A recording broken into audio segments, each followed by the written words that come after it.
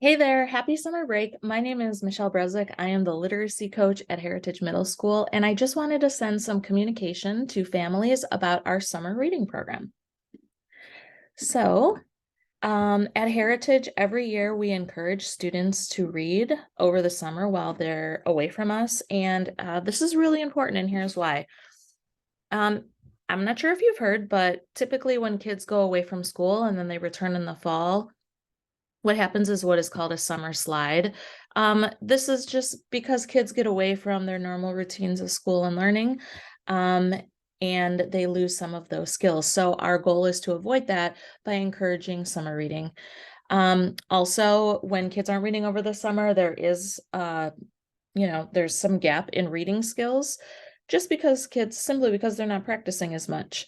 In mathematics as well, most students lose 2 months or more each summer when they're away from doing their work.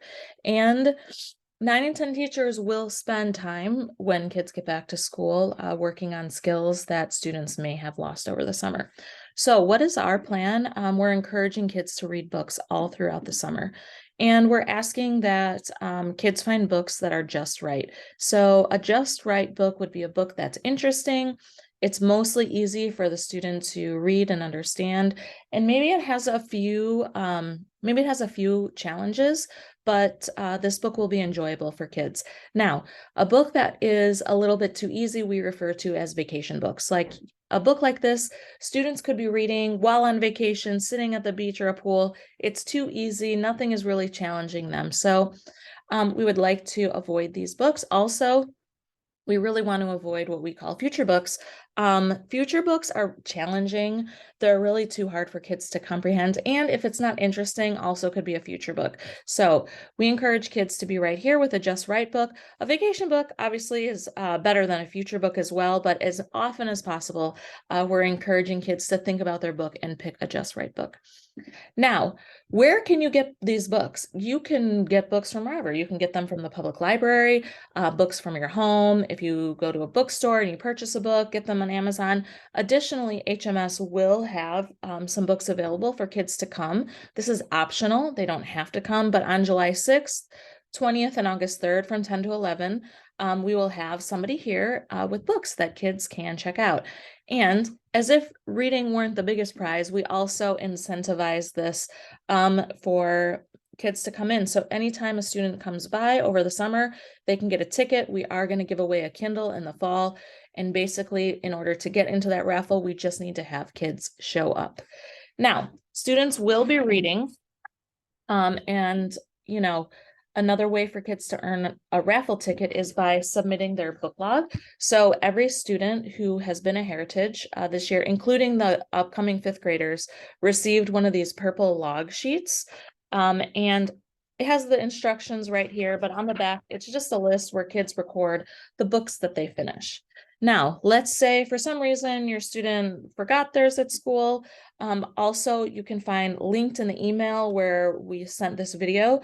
This is a digital version of the same book log.